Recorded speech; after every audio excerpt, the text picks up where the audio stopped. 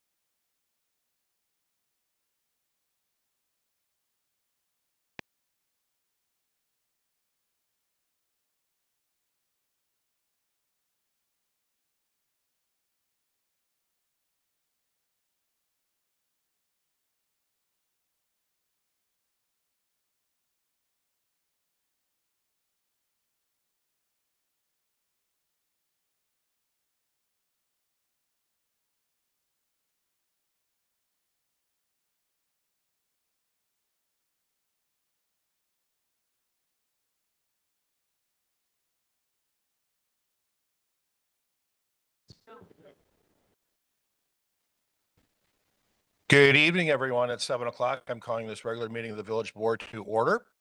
This meeting has been given public notice in accordance with Section 19.83 and 19.84 Wisconsin statutes in such form that will apprise the general public and news media of subject matter that is intended for consideration and action. Roll call is showing all trustees present. Trustee Kaminsky and Pieper are absent excused. I ask if you can stand for the Pledge of Allegiance and for a moment of silence. Allegiance to the flag of the United States of America and to the republic for which it stands, one nation, under God, indivisible, with liberty and justice for all. Thank you. We're now on to the President's Report. Good evening, everyone. I hope that you all had a wonderful weekend. I'd like to share what has been going on since my last update. In my News You Can Use section, there are several updates. We have sad news to report. Our Mary Feigl, the village's senior center coordinator, passed away this past week. Mary was a longtime village employee who was very passionate about serving seniors in our community. She will be missed. We send our prayers to her family and friends. These past couple of weeks were busy as usual. I attended my second meeting to discuss the fact-finding as it relates to possibly creating a countywide EMS fire strategy. Attending this time were our village and city administrators from the county and all fire chiefs. Lots of great progress thus far, and you'll learn more about that later this evening. On January 23rd, it was Kawasaki Disease Awareness Day in our village. Kawasaki disease is a severe illness causing heart and blood vessel damage, predominantly affecting infants and children under 5, and is the leading cause of acquired heart disease in children. I was pleased to sign a proclamation to recognize this day after a village resident reached out and increased my awareness. A very special thanks goes out to Rachel for doing this. I also attended my very first Utility Advisory Committee meeting where water and sewage rates were discussed, along with next steps of replacing Lift Station 6, where we had a crisis at during the August floods this past year. Please know that there is more due diligence that needs to be done on this. Also, as I am data-driven and believe in metrics as it relates to the water and sewage rates, at my request, staff did some benchmarking with municipalities located in the WOW counties. And once the data was force ranked, out of the 33 cities and villages on the list, Germantown ranked number 10 in the least costly charges per 12,000 gallons. And for sewage, we ranked 13 out of the 22 municipalities surveyed. This study shows that we are well below the average for both water and sewage, which is a good thing. Though I could not attend, the police department held their annual awards banquet recognizing the outstanding work by our police officers along with promotions, years of service, completion of probation, and newly hired police officers. Congratulations to all, and thank you for your service and for keeping our village safe and secure. Moving on to this evening's village board, our agenda includes some important matters that include, we'll get an update on the planning for the 4th of July activities. We will possibly be approving a resolution to continue the fact-finding for creating a countywide EMS system. We'll get information from the Germantown Community Library. They will be sharing their 2025 annual report. We'll have a discussion and action on the proposed Village Center District Community Engagement Program that covers the Flower Source, Ascension, and Grossnick properties. We'll be taking action on possibly expanding the broadcast and recording of village meetings, which I support, and hopefully updating the entire system because at the public safety meeting, it crashed on us. And finally, I want to apologize. I was criticized by a village residents for talking about the Chicago Bears at the last village board meeting. For those that know me, I like to have fun, but I do apologize. So for those that are interested, I will not be talking about the Bears this evening. I will not share that the Bears beat the Packers in 2 out of the 3 games this past season. That also includes the wild card game for the Bears to win the NFC North Championship. So I will not be talking about the Chicago Bears this evening. And contrary to what my wife, Sue, says, I do listen. Special thanks to Carol for increasing my awareness on this. The Bears. I'm looking forward to our meeting this evening as we work together to move Germantown forward and to make our community a better place to live, work, and play. Thank you. We're now on to item 5, announcements of forthcoming events of public interest, committee, and the department reports. Trustee Kaminsky is absent excused. Trustee Rick Miller. General Government and Finance will meet on Monday, February 16th in this room, and in lieu of Trustee Kaminsky not being here, Public Works will meet this Wednesday, February 4th in this room. Trustee McCutts. Public Safety will meet in this room Monday, March 2nd at 6 p.m. Would any committee chairs, commission chairs like to speak? Trustee Jen Miller. Economic Development Committee will be meeting in this room on February 10th at 6 p.m. Thank you very much. We are now on to item 6, citizens input. Would anybody like to come forward tonight and speak? You've got 4 minutes. Good evening and welcome.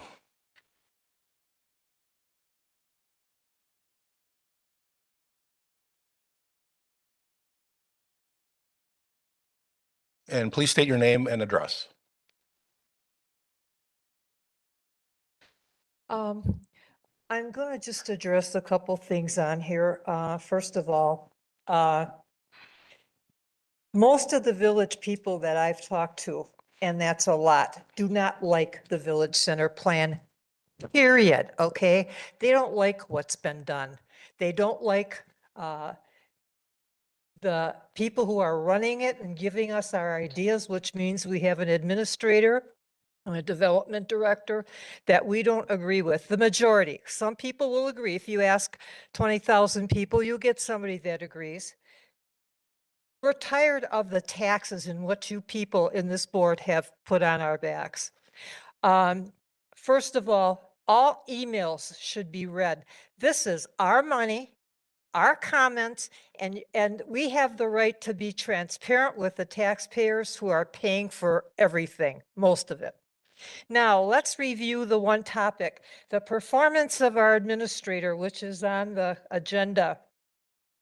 I don't understand. People don't understand the constant drive for endless growth in Germantown. Most people who live here don't want endless growth. We don't want to be like Brookfield, Blue Mountain Road. We like the low idea of quiet living, and people like that. And the constant driving for endless growth to fulfill a pie in the sky 250 plan, which I have right here, which states, this is only an advisory plan to guide and adopt voluntarily. The only 2 goals that the government set were energy and climate control. And with this, who's responsible for this plan? Local governments. They're developed through a local public participation process. We have not had numerous public meetings. Our administrator, with his approval, went and bought 3 pieces of property, Grosnick property, the Flower Source, and the clinic, which took our money from our general fund and spent it and then borrowed on it. And now we got to pay the tab on that. Okay. That should have never, ever happened to us. This is my money. And some of you who live here, your money. I don't understand how you could even vote for this stuff. And then when we had a board meeting, a general finance board meeting that voted no for raises, Mr. Krecklow, our administrator, went and took it upon himself to appeal that and hand out $25,000 a year in raises. I'd like to get $25,000 a year, okay? And it's just crazy. And our president should have appealed this immediately. It was wrong to do this, okay? We can't afford what's going on here.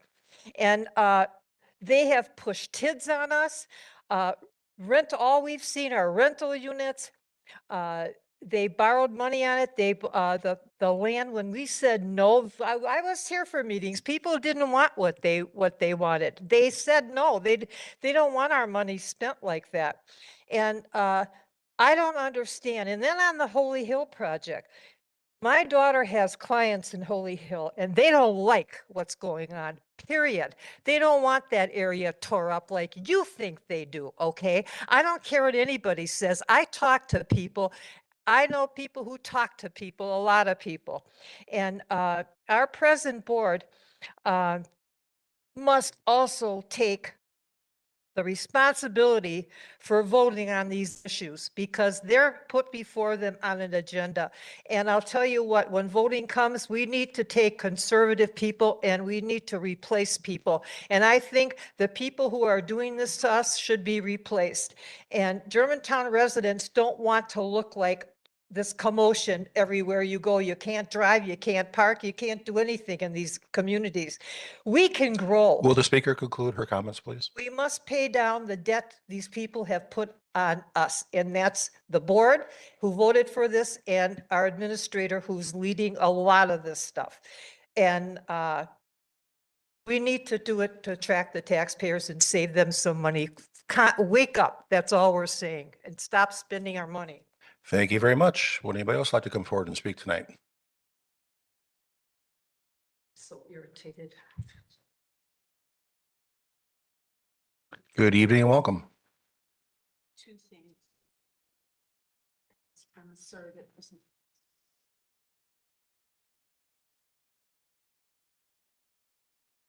All right, good evening, Melanie Smythe. I've got a statement by another resident, citizen, and then my own statement, which I'll do second. The Schneiders, Bill and Carol Schneider, live at 9924 Bayberry Circle. They want to say congratulations to the Chamber of Point of Commerce. order. What's the process, what's the policy for somebody reading somebody else's document?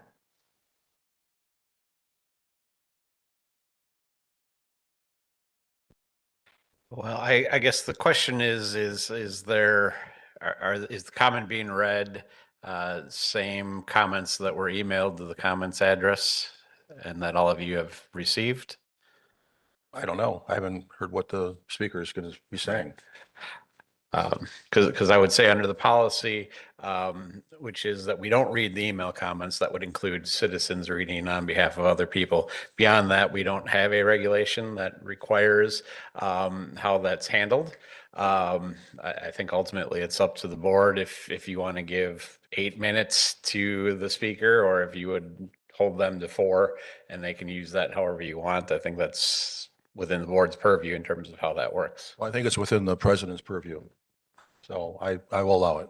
And then we'll do some more fact finding. So the next time this happens, we can either be status quo or make correction. So the speaker can continue.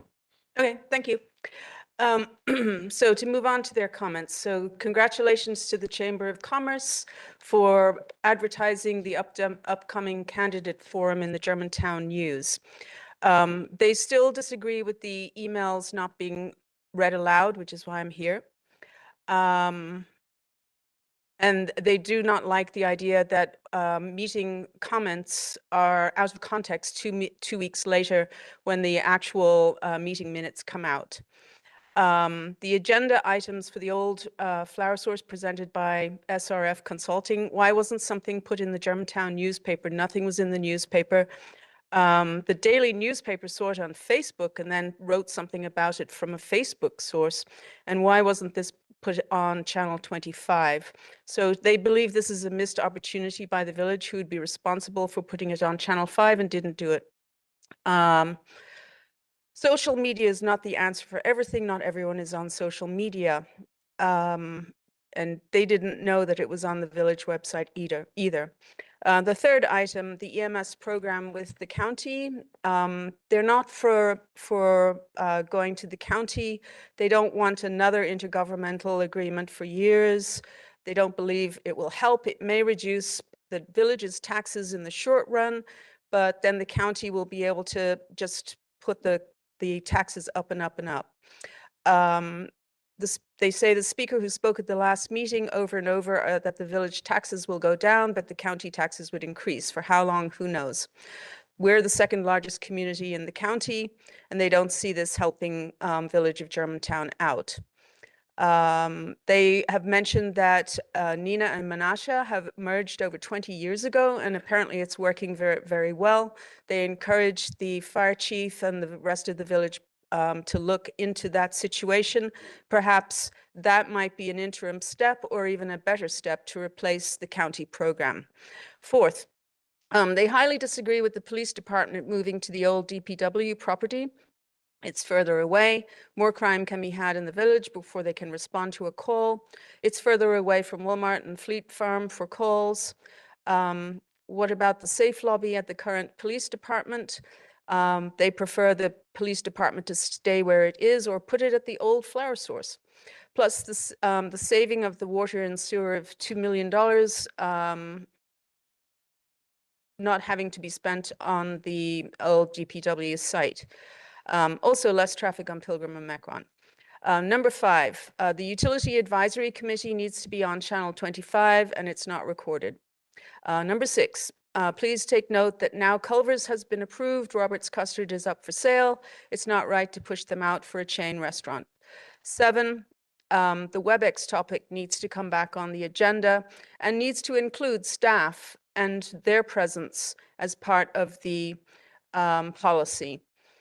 That wasn't in there and it needs to be put into writing. And then earlier today, the volume on Channel 25 was not working and they say, thank you for your time, the Schneiders. So that's the end of that one. You can start it over. And I will say that if that was emailed to us in advance, I will not allow that to be read going forward. I don't know if it was or Okay, not. thank you. Okay. Thank you. All right, my comments. Okay, so congratulations to the library for another stellar year. I really enjoyed the pop-ups and all the various activities. It's great to see so many people coming toing and froing, and also all the events that you put on during the year. So well done. Thank you very much. The next comment that I have is to do with the community engagement plan. Trustee Baum is on social media again commenting.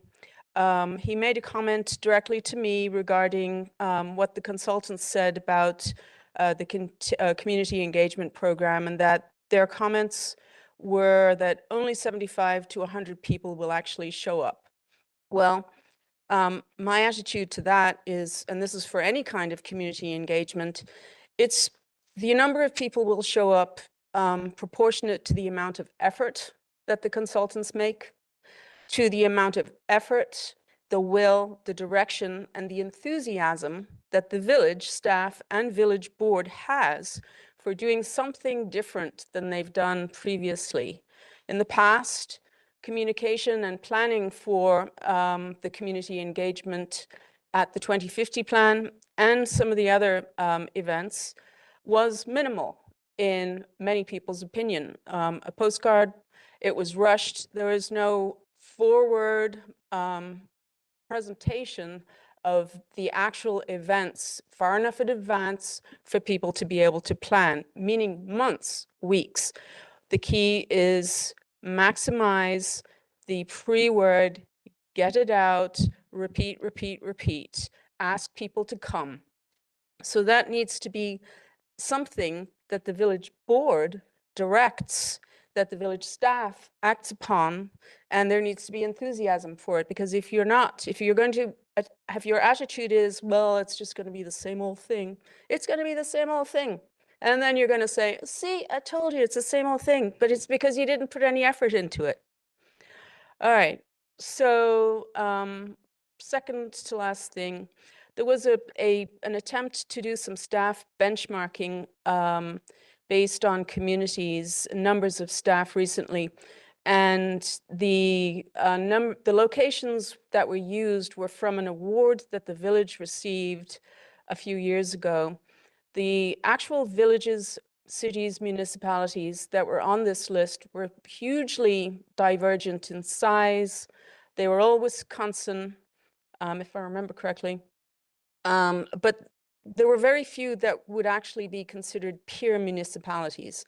So I'm suggesting that that staff benchmarking study needs to be redone with actual peer municipalities that are similar in size and type, which means some suburban demographics and some semi-rural, because that's what we are. We're a mix here. And the rural people want to stay rural, and the suburban people want to stay suburban. And Freistadt is the line. So no new development above Freistadt. That was a promise that a previous board made. Okay, the last thing I will say is about the performance goals for the administrator. I seem to remember that some of the performance goals for this past year appeared to be things that other people were responsible for, meaning department heads. And so I would suggest that for this year, that this is the year that there's actual accessibility for viewing by trustees of the Tyler Munis program. And that now that we have Baird looking at things, that we actually have by June, summary reporting, good financials, and something that actually makes sense. It's good to have all the checklistings in GGF, but we do need some summary reports. So I'm suggesting you put that on the list for 2026. Thank you. Thank you. Would anybody else like to come forward this evening? Good evening and welcome. My name is Norman Berger. I live in Seven Pines, and I'd like to talk about garbage. And this is garbage because Bob on Elmwood, he doesn't pay extra for his garbage pickup. My daughter on Elmwood does not pay extra for garbage pickup. My son on Royal Court doesn't pay. Why is Seven Pines paying $12,000 a year for a garbage pickup? Now, we got a yellow card. It must be paid by the tax people. So you've been taking our tax money and not giving us anything in return. If I go to the store and buy something, I get something in return. You took my money on my taxes and I'm not getting anything in return. It's not right. It's got to change. And you've been doing this for years, taking people's money and not giving anything back. And how this thing ever got started, that they wanted a private contractor to pick up the garbage, I have no idea. So that's all I can say. I'm going to go to the next meeting Wednesday and speak my piece again. So it's got to change because we're not going to renew our contract at Seven Pines. So it's time for Germantown to fess up. And I understand this has been brought up several times and swept under the door. Thank you. Could you do me a favor, fill out the yellow form so we know who you are? Because I will reach out to you tomorrow. Fill out the yellow form and state your name and address so that we could contact you. And I'll reach out to you tomorrow with, they're in the back. Probably know who I am. Probably end up with a Packer flag. And this is the first I'm hearing about this, so I apologize. Thank you. Would anybody else like to speak tonight? And I do like the Packers, by the way, so. No one else? Anyone on WebEx? Okay, moving on. We are now on to item 7, the consent agenda. Entertain a motion. Make a motion to approve the meeting minutes from January 19th, 2026. I'll second. We have discussion. No discussion. All those in favor, please say aye. Yes, trustee Jan Miller. I have a comment. I don't know if this is possible. It's for the village clerk. Thank you for including the comments that are sent in by email. It was at the end of the minutes. Can it be where it really says consent agenda, these people spoke? Can you cut it off and then put it where it says comments? We could take that under advisement, but right now I'm looking at I the see where it is. agenda. It says meeting minutes, and you look at the minutes of the meeting and the emailed comments are within the minutes. So we are meeting the goal and the task of the village board when we voted on that. So I don't know what else we need to do. But I could talk to village administrator and see if there's a path forward for that. I was just asking. It's a Any little fur- confusing. You have to go back all the way down Okay, to the end. That's all I'm saying. further Thank discussion. you. Seeing none, all those in favor, please say aye. Aye. Any opposed? That motion carries. On to item 8, unfinished business, report on planning of the 4th of July activities. Administrator Krecklo. All right, thank you. We've been busy working with a variety of different community organizations and village departments on planning for the 250th anniversary of the signing of the Declaration of Independence this July 4th. We have set a tentative schedule of events. The Chamber of Commerce is going to be leading the parade this year and are planning to have that from 11 o'clock to 12 o'clock on the 4th.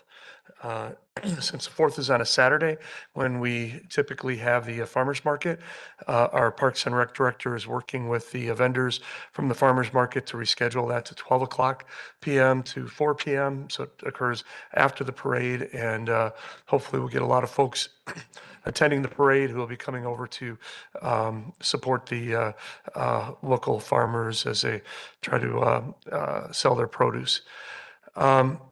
We will be having the fireworks at dusk, approximately 9 o'clock. And we do have in place a contract with Wolverine, who has been providing the, I think, excellent fireworks displays we've had the last few years.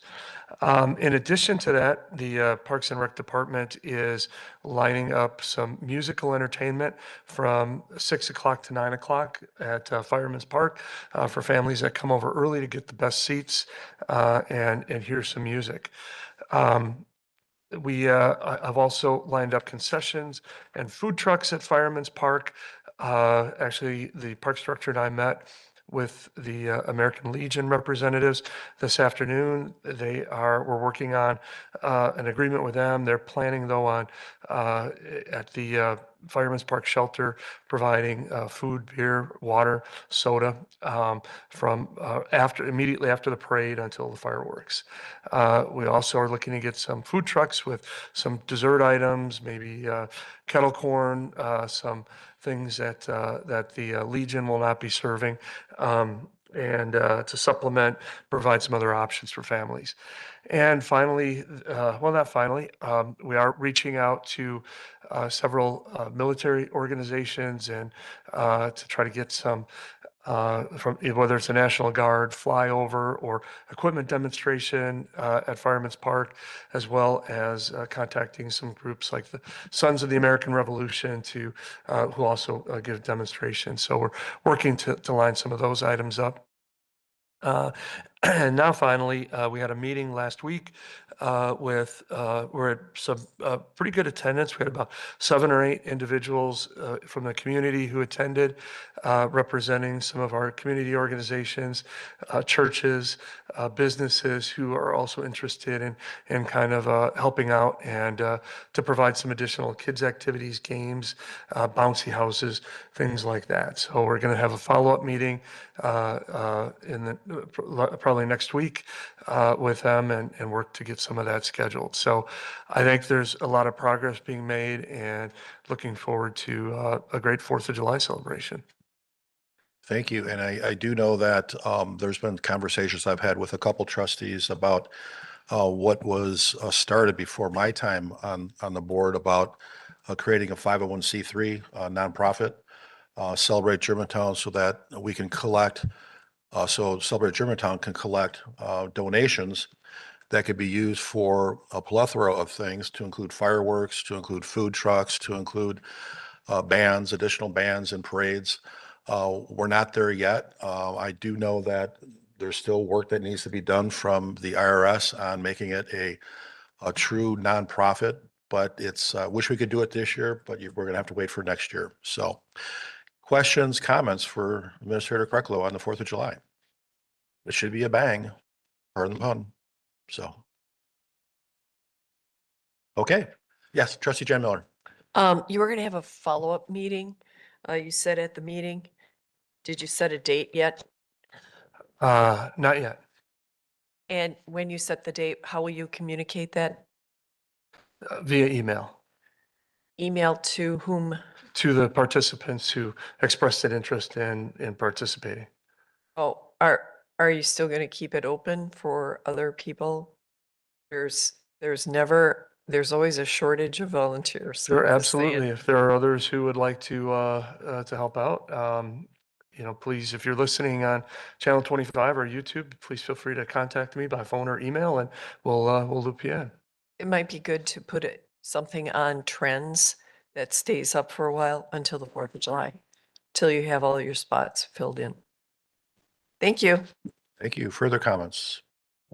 Okay, thank you. Moving on to new business, item A, countywide emergency management system resolution. Administrator Cricklow. Yes, this was an item that was heard before the Public Safety Committee at their last meeting. And we had Dave Seeger, the County Emergency Services Director, attend and make a presentation.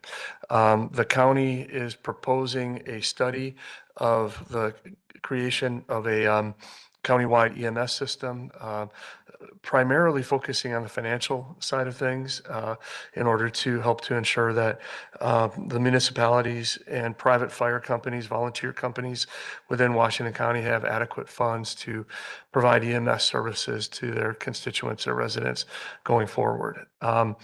What is being proposed is at this point only a study. It does not, there is a resolution that's in the packet. Actually, there's two alternative resolutions that are in the packet for the board's consideration. It does not commit the village to participating in a countywide system at some point in the future. There's no financial obligation for the county or for the village to participate in the county process. It just authorizes the village president, me as the administrator, and the village fire chief to participate in the process. In addition to the resolutions and the presentation that was given by the county EMS director, the finance director did put together several slides that show kind of a 5-year forecast for the fire department and the impact on village finances. If the village board would like, the finance director is here, he could go through that presentation.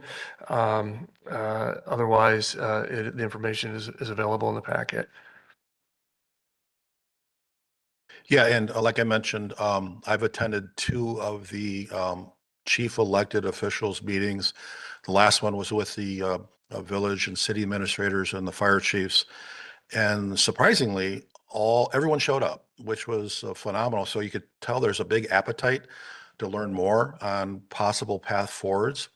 We split up into 3 groups of village administrators in one group, fire chiefs in another group, and the chief elected officials in another group.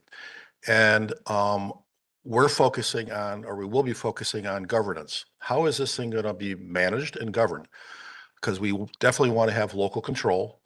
I threw out there possibly the North Shore model, where every village president, every mayor is on the board. We then need to create some type of terms and conditions. What does it look like? If our levy is lifted and shifted, or the dollars in our levy is lifted and shifted over to the county, let's say it was $4 million, the county will tax that. I would hope that we would lower that so that we're not taxing for the same thing. I've got a concern if a municipality would want to go out and hire additional, let's say 6 or 7 FTEs, paramedics. Who's going to pay for that? We're going to be paying for that. So we have to iron out all these details up front, because the fire chiefs do what they do best. They do the tactical stuff. I'm not going to get involved in their business. They don't want me involved in their business. But as a chief elected official, I represent this board. We represent our constituents in the village. We have to get it right from a governance standpoint. If we don't get it right from a governance standpoint, I'm not going to support it. So, but right now it's looking good. I'm looking at one of the slides on page 22. The levy limit restricts a community in increasing overall operational levy. We're at 1.7% in Washington County for net new construction. Our cost of living has averaged 3.6%. So meaning that our costs are going up, but the revenue is not coming in.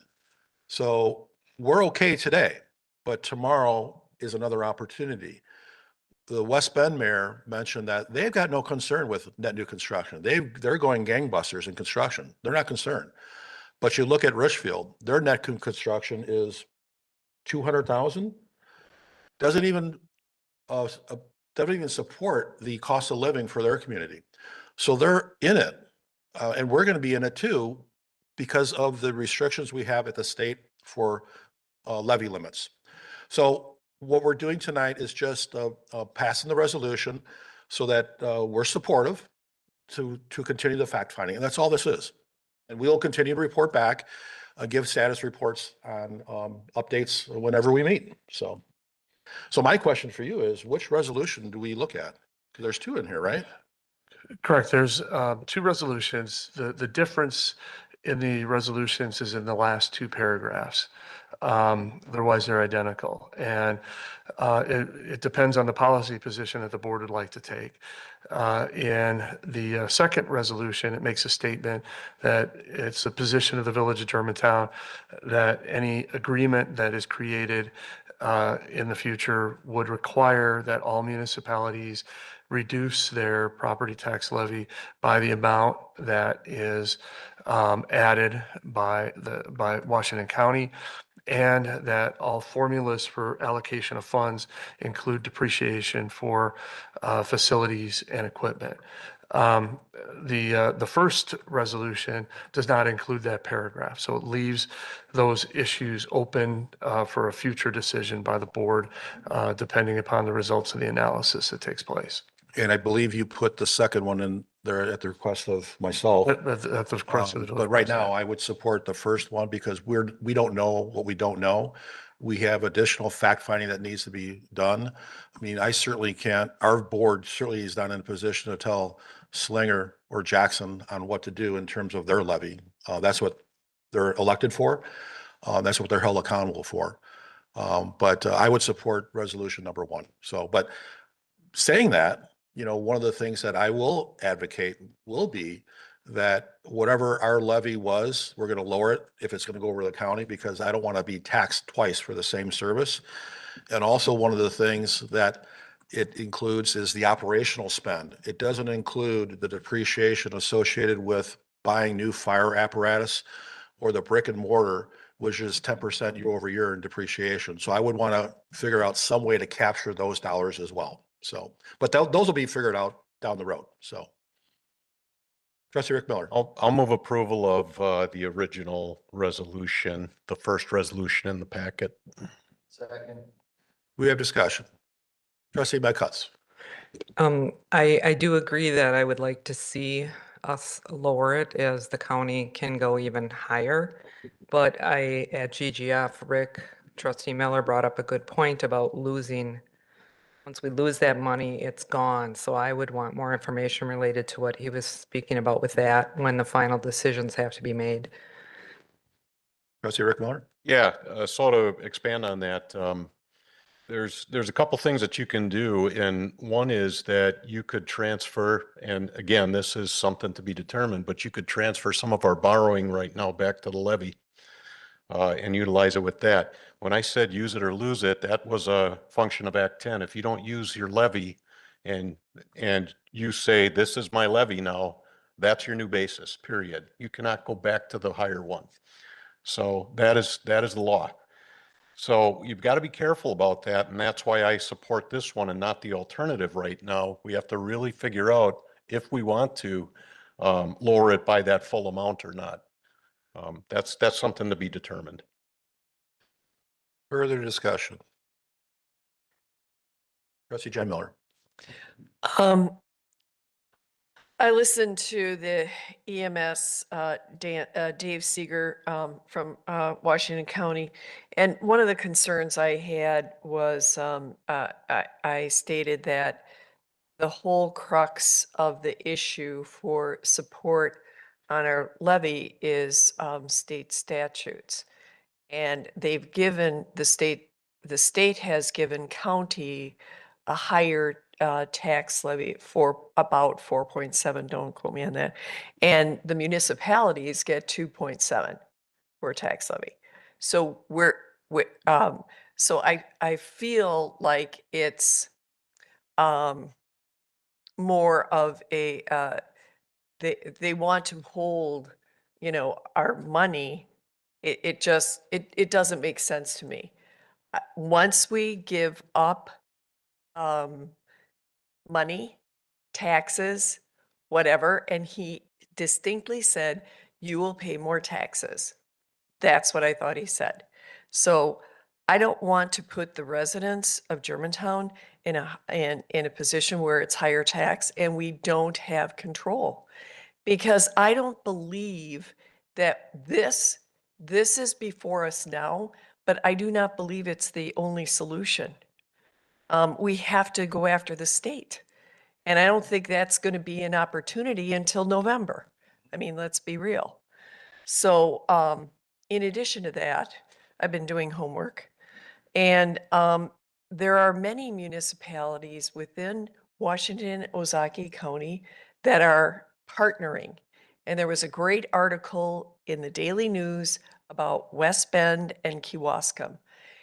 And they put together a partnership where they cover calls and things like that. And I've got to believe that they're able to keep their own taxes in there, but they're still charging whatever they need to do for the ambulance services. Slinger went to a private company, Lifestar, for some of their things. Saukville and Grafton merged together, so they're merging. There are a lot, there are other examples, Mequon-Thiensville, I think they're one. There are many examples of these smaller municipalities. And my question, I thought this Dave Seeger was going to be here tonight, is who else is being offered this program, this EMS program? And that has to get back to them with this signed resolution. What other municipalities has he approached? Well, it's all the municipalities in Washington County. And like I mentioned, they were all in attendance at this meeting that was last week. So there's a high level of interest and an appetite to learn more. And that's all this resolution Right. it stipulates, is continue the fact finding. We're not tying our hands. We're not doing anything. I have concerns, and I've shared with a couple trustees here. He controls the purse, controls the power. That's right. That's why I'm not concerned at the tactical side, how something happens, at the 5,000 foot level. That's what our fire chief and our fire department is for. I'm concerned about the governance. How is this thing going to be governed? How's it going to be managed? How are the dollars going to be divvied up amongst the municipalities? That will be worked on over the next several months. We're not there yet. All this resolution is to move forward. And that's all it is. There have been discussions about, can we support other municipalities? Of course we can. I mean, if we go to a municipality without naming any names and their net new construction is far less than ours, there's going to be a cost associated with it, payment in lieu of taxes. And then turn the clock forward a couple of years from now. If we don't get any relief from the state from a tax levy standpoint, because like I mentioned, net new construction, I don't know what our Germantown is, but the county average is 1.7%. And inflation is 3.6%. We're already in the hole. Right. So we're just kicking the can down the road. So what this does is just continue the fact finding to see if we could rule it in or rule it out. That's all it is. So Trustee Warren. Yeah, just to reiterate that, we're not, this agenda item is not to get into the weeds on this. It's just to authorize the feasibility study. We can get into the weeds. We could spend days in the weeds on this particular item, and that's not the purpose of tonight. The only question I have is, who's paying for the study? Actually, it's there's no out-of-pocket cost related to the study. The work is all being done by county and municipal staff. So as the village president kind of alluded to before, there is a working group that's being formed that includes 3 county chief elected officials, 3 municipal administrators, 3 fire chiefs, and then 3 representatives from the county itself. And then, for example, I think all of these groups are doing this. The administrators will continue to have conversations outside of that work group meeting to provide data to do some of the number crunching and to look into it. So there's no out-of-pocket cost. It's just staff time, elected officials' time. We're the ones doing all the work. Okay, thank you. Further discussion? We have a motion and a second. All those in favor, please say aye. Aye. Any opposed? Aye. You opposed?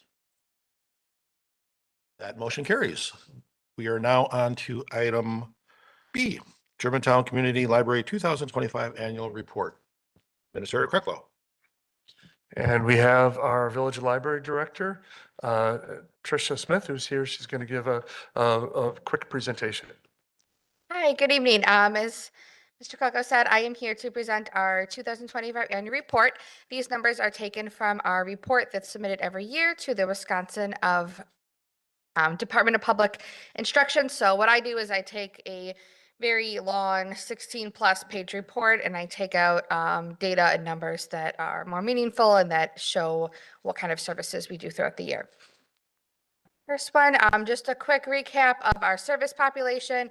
We are almost at 35,000 people. This not only includes all of Village of Germantown, but areas in Town of Germantown, Village of Richfield, and then the Village and Town of Jackson. So this is a number provided by the state that kind of gives us an idea of the residents we're serving. So it's our municipal population and then other non-libraried adjacent communities that do not have a library that primarily use our library. And just wanted to also reiterate that the library is open to all residents. So the service population doesn't have anything to do really with like the types of services that residents get, but just a number based on the type of population that we provide. So we can look at other libraries of similar size and communicate that. Germantown does have a fairly large additional service population compared to some communities like Menominee Falls, for instance.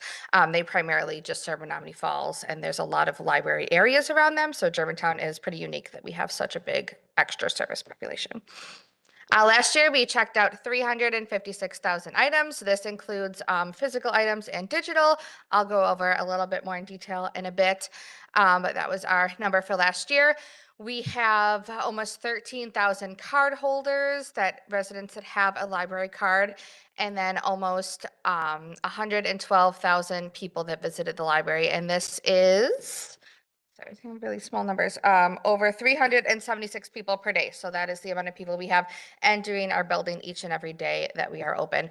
This is our biggest number to date. So even though our circulation went down a little bit, our visits are continuing to increase significantly over the years. So we're really happy to see a library being used for lots of other things. Both checkouts and programming are big ones, but lots of other reasons that people are coming in to use our resources. Just a few numbers, 36,000 questions asked. This is at all three of our service desks. 26,000 is the number of wireless and computer logins. So we do have free Wi-Fi and also public computers. So this is people that are coming into our building specifically to use those resources. We had 1,600 community and study room bookings. That also continues to grow every year. We're seeing more and more need for community groups using our community spaces and also individuals looking for those private study rooms, either on their own or with another person or groups of people. And then we also had 1,200 volunteer hours completed by outside people. This is a breakdown of our circulation. Print continues to be our highest format that we use. Digital is growing very rapidly. So we're starting to look at a lot more of those numbers, looking at how people use digital material and also how we can continue to support that usage and put in more money towards digital material. Prior to this, we kind of looked at digital as kind of a bonus. The state took care of it. We didn't really look at those numbers and do anything with those. But as we're continuing to see those numbers increase more and more, we're starting to look at them more and seeing what we can do to get people getting those items quicker. There's a lot of wait lists on those items. So treating it more of an importance in our whole library service scheme. 57,000 audio visuals. This is probably our area where things are decreasing the most just due to format. A lot of residents don't have things like DVD players, CD players, so we're constantly looking for how to replace those formats and continue to get the materials that people need. And then our Library of Things at 14,000, this is another item that just continues to grow. We have all sorts of things, puzzles, board games, craft kits. We also have our adventure passes that are very popular, which includes free passes to things like the zoo, Betty Brinn Museum, local attractions around the area. So we're continuing to add to this kind of non-traditional collection and based on the needs that people have in the building. This talks about our circulation by material type, so just a little bit of a breakdown on more specific formats, breaking that book category into things like large print, graphic novels, looking at audiobooks, all of those numbers. This is pretty similar to previous years. We just continue to see that digital go up and like Library of Things continue to increase. So looking very similar to last year and years before that. This is our circulation by municipalities. So as we serve multiple municipalities, this is our breakdown on both physical and digital items. So Germantown, 64%. This is very similar to previous years. Richfield is our second highest at almost 19%. Even though Richfield is surrounded by communities like Hartford, we continue to see a vast majority of those residents. They associate a lot with their schools, with our businesses, community. So we see a lot of those residents come to Germantown for the library. Jackson and Richfield are also big supporters of the library, and then the rest break down mostly between other Washington County municipalities, Waukesha County, and Ozaukee County as well. It just talks about our circulation trends. As you can see that number on the bottom, the digital circulation just keeps continuing to increase year after year. Our peak year was 2023, so you can see we're down a little bit from that year, and digital circulation is kind of making up most of that growth. So we're continuing on, hopefully on the rise to increase circulation numbers as well. Programming numbers, this was a huge goal that me and my team had for last year with our budget cuts back in 2024. We cut a lot of our programming. We had shortened hours, so we weren't able to do a lot of the programs that we traditionally do. So this year we were back up to what I would call a standard level of programming.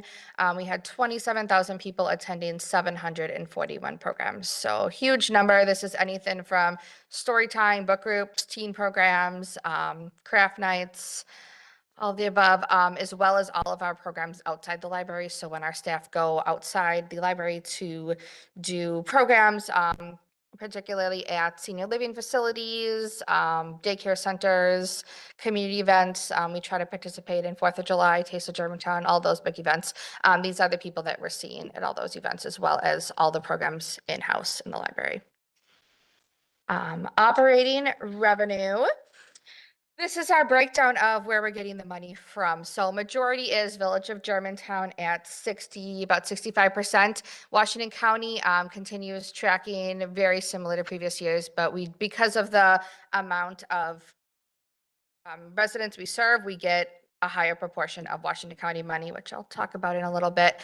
And then we also get a little bit of money from adjacent counties. So we get reimbursed for circulation, something like Town of Cedarburg in adjacent counties. We get reimbursed for that. So that's a very, very small percent. And then our donations this year were up to 94,000. That was a huge number for us.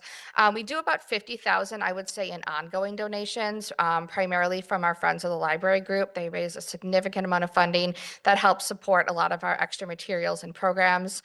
And then the board brings in some donations. This year we finished our patio project, so we had a lot of donations with that. And then we also used some board money for donations on some specific projects. We did some moving of shelves and looking at some cosmetic things that we had donated money specifically for furniture. So we used a lot of money towards that. Our expenditures, this is our breakdown of the money that we're spending. Huge percentage, like all the departments, goes towards salary and benefits, followed by public works and utilities. So a lot of our money is already spent in those areas. So we don't have a whole lot to work with as far as the rest of our collections go. We see a lot of our money go towards collection items. That includes all of the physical and digital items that we buy. And then the rest is making up of programs, computer services, automation. We pay a specific amount of money each year to our system that manage a lot of our technology fees. We don't have specific staff that tech staff in our team, but we are supported by the system. So we're able to have a lot of cost savings with that, where those staff are very knowledgeable in libraries and in the services they provide, and we can save a lot of money that way. County reimbursement, this is just a little breakdown of our county reimbursements, which I talk a lot about because it's such, especially in Germantown, it's such a huge portion of the money we receive. We received $335,000 last year from Washington County. So we very, very heavily rely on that money. The best thing we can do to get that cost increased and staying stable is look at our cost per circ. So I did a lot of digging in our cost per circ to kind of see where we're at. We are very, very, very low in comparison to other communities. So what cost per circ tells us is they take our total expenditures divided by our total physical circulation. Right now, the state does not recognize digital circulation as reimbursable circulation. So we are working to hopefully get that changed at some point, but until the state makes a different direction on that, we are just looking at our physical circulation.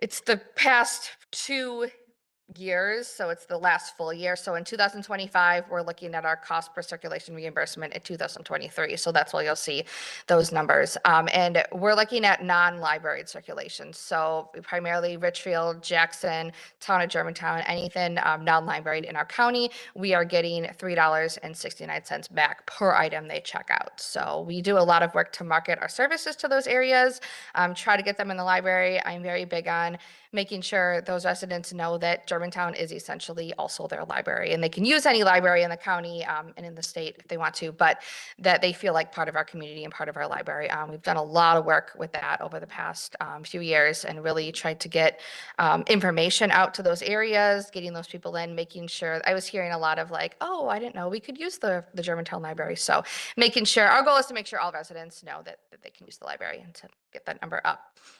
This is a comparison I did. I started this for our library board because they were interested in where we have all these numbers every year, but where does our library fall in comparison? So I took a good look at our numbers since our cost per circ is back to 2023. These are the numbers that we used as comparison. So we are the 29th largest community in Wisconsin. I did some, I took out communities with multiple branches and then the 5 highest and lowest areas just for comparison's sake, to try to standardize things.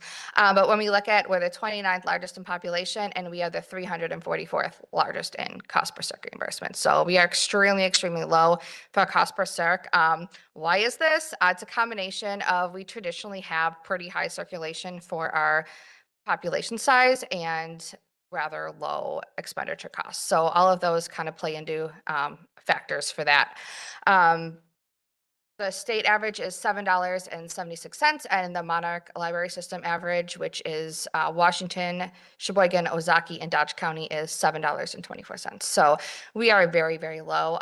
If we were getting the average, we would see that 335,000 jump up to over 600,000. So a lot of communities are getting reimbursed at a much, much higher rate than we are. So just, it's not a quick fix. It's not the hard thing about that too is, you know, if we like doubled our circulation, we would probably end up losing money because it's proportion to the non-library circulation. So it's a rather confusing formula and hard to guarantee, but just something we watch a lot and we try to keep an eye on that. I keep a really close eye on our numbers all year just to see where we're at and try to guess where we are and where we're going to be at the end of the year. So this second slide is it's 2024 comparison, which is the last full year that we have, but just to show where we are in comparison to other libraries, again, with different numbers. So our circulation and program attendance are 2 of our biggest numbers that we use. Our 2 most, we have lots of numbers, but those are our 2 most used services that we can count. So those are traditionally very high in comparison to both Washington County and adjacent counties, and also Wisconsin. libraries of similar size. So we see those numbers pretty high. When we look at our expenditures, municipal resident support, and our cost per sec, we see those numbers much, much lower. So just a way to look at how we're doing. I look at these numbers a lot. This year, we talked a lot about increasing programming, and I was kind of like, well, what's our benchmark? Like, where should we be? What are other communities doing? So we use these a lot in our discussions of where do we want to put our resources, what do we want to focus on, and then also looking at what our community needs. So our community is really program driven. We have a great Park and Rec program. We see a lot of success with programs, so we focus very highly on that, and also circulation of material. This just talks a little bit about comparisons from last year. So again, a lot of numbers. What do those mean? This shows where we are in comparison to last year. So total circulation went down a little bit. Everything else is very huge increases. Digital circulation, library cards, library visits, program attendance went up 27.8%, and then our reading lunch summer programming. So we're seeing a lot of increases. Libraries busier, busier and busier every day. Lots of people coming in, checking things out, using the library. So just, I look at all of these as kind of a piece of our services, and circulation does play a big key in our financials, but we really try to look at all these services and what does our community need and what kind of services we can continue to provide for our residents. These are just some highlights from the year. Return to normal operating hours from 2024 budget cuts. That was huge for us. We not only saw more people using the library, but we're able to do a lot of our programs that we were a little bit limited on in 2024. So that was really helpful as far as offering the residents things, and also staffing levels really helped our staff be able to manage all the things, all the books coming in and out, all the programs.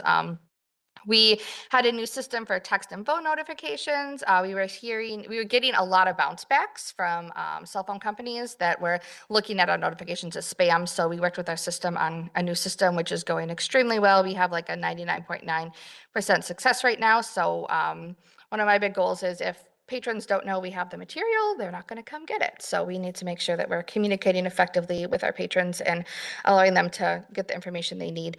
We released a new local author collection. So this is targeted for local authors in our community where they can showcase their material in the library. Looking at expanding the Library of Things, this is something we've been working on the last few years. We did a huge project where we took our CDs. If you've been in the library lately, the CDs were right front and center by the circulation desk and not getting a lot of usage. A lot of comments with kids asking what those things are and can they check them out, and parents are like, oh, we don't have a CD player. So we took a good look at our library space and we did that collection, moved it to the back, and then we put our popular things in the front. So we have our craft kits, we have our board games, we have our adventure passes, state park passes, all of those things that people can come and get. I looked at it very much as like a retail model where when you're in a store and you're going to check out and you see all these things that you probably don't need and they're right there, you just start adding them to your cart, your kids start asking about them. So I call it impulse borrowing, and we're seeing that a lot lately where people walk past and they game and they not even have needed a board game or wanted one, but it's right there and they check it out. So that's been really successful. We're keep expanding on that and trying to showcase our things. Right now we've always done a really good job of having a lot of things, and this year we're really starting to focus more on how can we showcase our things better and get people to check them out. Sometimes if we have a lot of books just on shelves, people aren't necessarily seeing them. So how can we display them better and do more displays and try to get more usage out of the great things we have. We got new furniture in our teen area that was also funded by our library board donations. So no new money from the village. The state Wisconsin librarian visited us in October for an annual visit. We had a lot of building upgrades. Our door access system, which has been wonderful for staff. We were leaving a lot of doors unmanned. So we're really, really happy to have that security. Also, our fire panels were replaced. The sidewalk replacement has been absolutely wonderful. We had so many areas of our sidewalks that were cracked. People were tripping over them. Our big populations being kids and older adults that a lot of them have mobility issues. So this was a really big safety concern for us. A lot of people were tripping and things. So really happy to get those replaced, and it looks really nice too. So, and then our patio project, this has been a 3-year project that we're finally done with. You can't see too much right now because it's winter, but this is Sherman, our mascot, on one of our musical instruments. So we do have our instruments up all year. And then we have toys that we put out, our playhouses and things, benches that we put out during the summer. So this has been a great area. Came from a need of our children's area is really big and really loud, and we're not able to do construction right now, but what if we put some things outside? And we see a lot of people going outside and using that space on a nice day. Not in the past couple of weeks, but we see a lot of people using that space. So we're really, really happy to have that. We raised $55,000 for that project, and that was 100% fundraised by residents, local groups, all community support. So it's been really nice to have that space and have that project finally completed. A little showcase of what's next. We are starting tax service appointments actually this Thursday. So those are free tax appointments for those who qualify at the library. That's been extremely popular. We have all but one day completely filled. They are trying to get us more volunteers because we had such a big turnout of residents for those spots. So we're hoping to add more of that. We're looking to implement remote printing and also our quiet study pods that we got some capital funding for this year. So we are looking to get those in, adding some more quiet spaces as our library gets louder and louder. We have still a need for people that are doing quiet work, remote work, online work. So huge increase in number of people needing those spaces, and hoping to add a couple more spaces for those folks. One thing that we don't have right now is reservable spaces. So when people come in to do a interview or a health appointment or meet with somebody, do a class project, it's kind of luck of the draw if they get a study room. So these we would hopefully allow at least one for reservable. So if somebody has a online interview or something they need to do, they can reserve that ahead of time. So we're looking forward to that. Doing a lot of work on our digital resources. We started that very beginning of this year, looking at how we can put a little bit of money into that and have those materials be available a lot sooner. And then just keeping up with finding out what residents want and what they need, and keeping any more of that. So, any questions? Wow, that's fantastic. I learned a lot. We've been busy. Do you have any VHS tapes in the library? What was it? Any VHS? Oh, we got rid of those about 10 years ago. Because no one could If throw them the you right so foot, we that's can why. probably find them somewhere for you. It's okay. I'm joking. Trustee Jan Miller. Great presentation, and I'm excited that everything's growing and doing well over at the library. Miss going over there a lot. But can you give us a timeline when you're going to get the pods? Sure. Right now we are in the research stage, so we are looking into, I don't have an exact timeline, but right now we're in the beginning processes of looking at what other libraries have them and what types we want to do, and then we will continue to look at costs and things, and then I think we're looking at bringing that back to GGF just for information. So a lot of cost comparisons are going on right now, wanting to find a feasible financial option, as well as making sure that what we buy is going to be workable for us. When we say we want soundproof, we really want soundproof, because our library gets very loud, and some of these companies are, oh, it's like sound resistant. We want like actual soundproof so that people are not having noisy children and adults. Adults can get noisy too when they're needing to do these quiet activities. So probably, I think we were thinking like June, July, hopefully having them ready. So yeah. Well, if you're still looking for a solution, my company, we just installed a lot of these telephone booths. Mm-hmm. Size of a telephone booth. You Yeah. go in there, there's all Wi-Fi, and you can't hear anything. Great. Trust me. I Wonderful. could send in a vendor on that. That'd be great. So. Yeah. Thank you. Yeah. Trustee Eric Miller. Yeah, thanks. Your visuals are always great. Thank you. I mean, if corporate America used those, people would be paying attention. On the digital stuff, Yeah. is it just books and audiobooks right now? Is there any movies or videos? Sure. Right now, yeah, great question. Right now it is our state platform, which is Overdrive. The app is Libby, if you've heard of that. Primarily books, audiobooks. We do have digital magazines as well. Right now, movies and music are not part of the package that we get. We did have Hoopla previously for that. Honestly, it didn't get as much usage. It's really about the audiobooks right now. Everybody wants the audiobooks. So they did have some offerings, but it wasn't like there's so many licensing agreements and things in the works that we're not able to get like the Netflix and the Disney, we're not, as libraries, we're not able to get those kind of items. So it was a lot of older films, older TV shows and things. So I wish we could do more of that. One of the things we are looking at is circulating like Roku's, so we can get like Netflix, Disney Plus, Apple TV on a device, and you can check it out and then watch those streaming for like a week or 2 weeks. So that's kind of our hope into digital. Right now, the DVDs, there's no new format for those, right? It's all digital. So as a library, we're kind of trying to navigate what do we do with movies now? Like there's still a lot of usage on DVDs, but it is going down. So, I mean, 5-10 years, we might be getting rid of those. And how do we get people the kind of things that they need? So, Thanks. Trustee Warren. So it's not just about books, is it? no, it's not. 'Cause, I was in the library a couple of weeks ago, and in my hand was a 1962 reel-to-reel tape that I was hoping maybe the library had an old reel-to-reel. Yeah. That proved to be futile, so I spent $40 to transfer it to a flash drive. But Yep.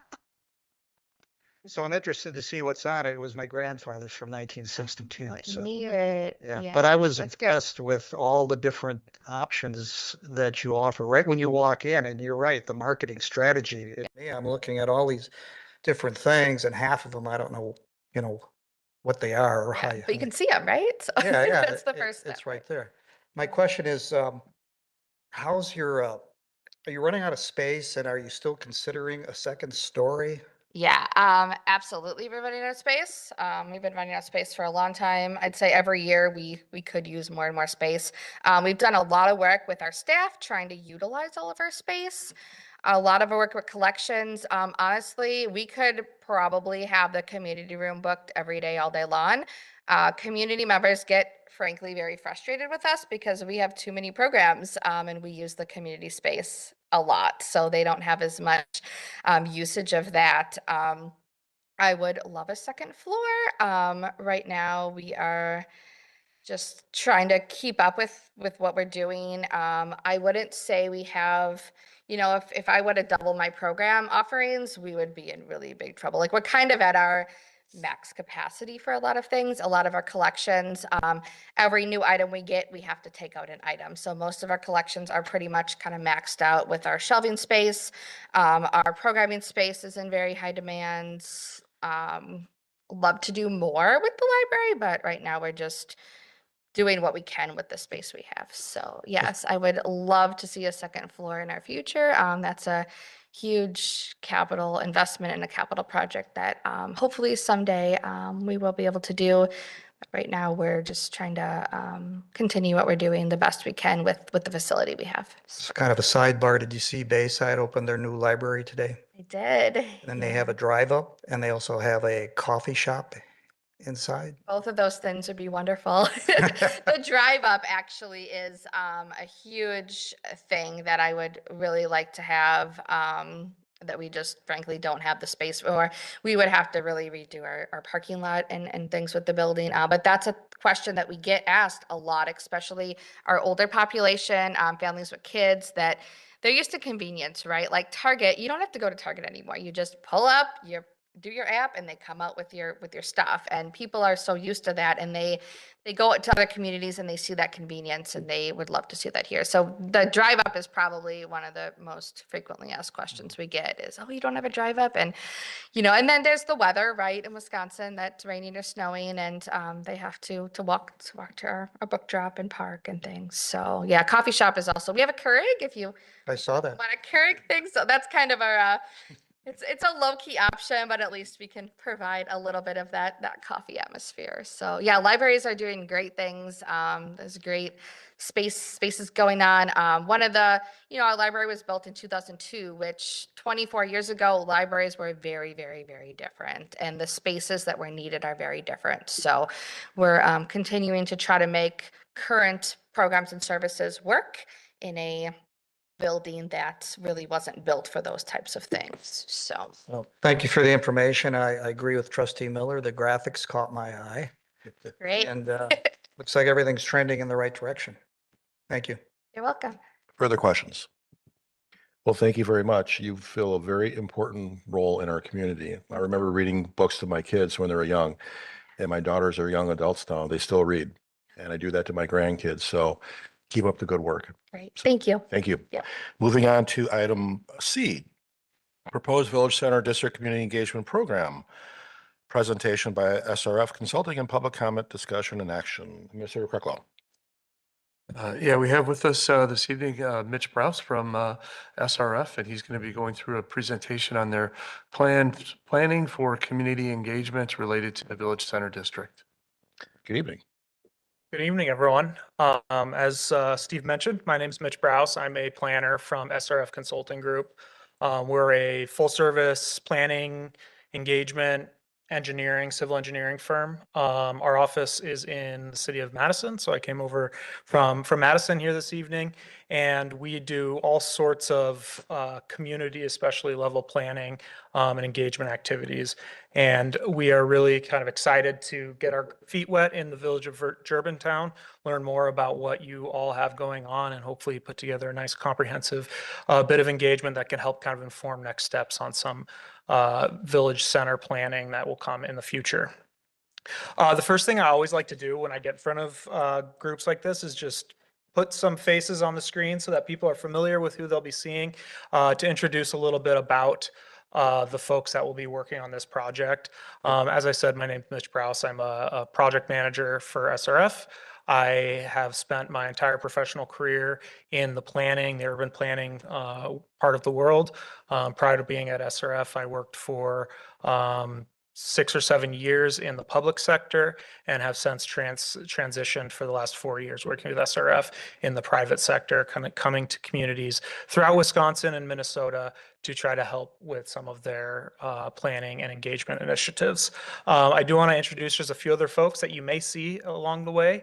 The two people up at the top of the screen are some of our project advisors. We like to have people that are kind of experts in what we're doing involved in every project, so they can kind of help us with idea creation, help us kind of guide the overall process. Dan McNeil is a engagement specialist. That's what he does all day, every day, and is with his career. And so he will kind of assist us in strategy development, creating of materials and things like that for engagement activities. And then secondly, we have Paul Schroeder, who's been working on site development for 20 plus years.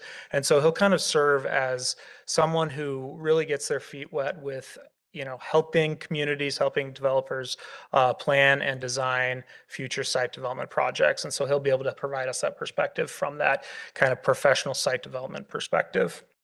And then finally, we have Alexander and Alexandra, who are planners like me, and those are the folks that you'll most likely see along the way. They'll help me with all the day-to-day tasks. They're the people that will be attending engagement activities with me, interacting with the public, helping to guide this process. And so you'll see their faces pretty much every time we come to Germantown to have an engagement event. And so we've put together what we call the Community Engagement Program. It just kind of outlines at a high level the process that we'll be walking through over the next 5 to 6 months to collect input for the village. We did put that plan out on the public, on the website, and did some, little bit of promotion to try to get some comments, because we did want to get at least a few people from the public having the chance to review it and provide us comments before we came to this board. And so we had 16 people fill out the survey. We had a range of comments, a lot of comments where people are clearly excited about the next steps, where they're providing us feedback on what they want to see. And so we'll make sure we keep a hold of those and we won't lose track of those comments. And then we had a few comments about kind of the actual engagement process, which is kind of where we are now and what we're sharing today. And so I'll kind of sprinkle in some of those mentions of those as I go through my presentation here. And so what we try to do is kind of identify some key project objectives when we first start these processes. First thing we want to do in any engagement activity is have as comprehensive of approach as we can. We want to make sure that we're as transparent as possible for the members of the community that want to engage in the process. And then we want to try to bring a non-biased perspective. And so we want to kind of frame our engagement activities in such a way that people are able to be empowered to provide their opinions on each step of the process. And so generally, we're looking to collect feedback about the Village Center district as a whole. But as we've already heard mentioned tonight, we'll also be having kind of a special focus on some of those village-owned properties, primarily the Flower Source property, the Ascension property, and the Gross Neck property, which staff kind of brought me by here before this meeting. So I got the chance to kind of put my eyes on the actual property in question. We hope that this process is as collaborative as possible. And so we want to hear from as many members of the Germantown community as possible about, both the content and what they want to see in the Village Center in the future, and also how can we best kind of build and do an engagement process like this. And so we're always opening to hear about how we can do better. And so we want to make sure we're engaging residents, property owners, business operators, as many community organizations as possible. And then we want to provide an equitable opportunity. And so we already, we want to make sure we have things available online and on paper. We want to, if we're going to be doing promotion, we want to use more than just one method of promotion so that we can kind of get the word out to as many people as possible. We just heard from the library director. We want to kind of use the resources that the library has to help engage folks in the community if they're maybe uncomfortable using the computer, or if they don't have access to the computer or internet. And so we want to make sure that we're giving people as many opportunities as they can to provide us their opinions. And so what we've done is kind of put together a list of audiences as a part of that engagement plan. We do this because we don't want to lose sight of kind of what our goals are. First and foremost, the audience that we'll be looking to engage as part of this process is Village of Germantown residents. We want to get as many folks as possible involved in this process as we can. We'll do some direct outreach as well to interest groups and to people who have a kind of a special stake in consideration in this larger project. But that doesn't mean we're just going to do outreach to those folks. We're going to make sure we do outreach generally to everybody in this community as best as we can. And then we have the village board and the plan commission.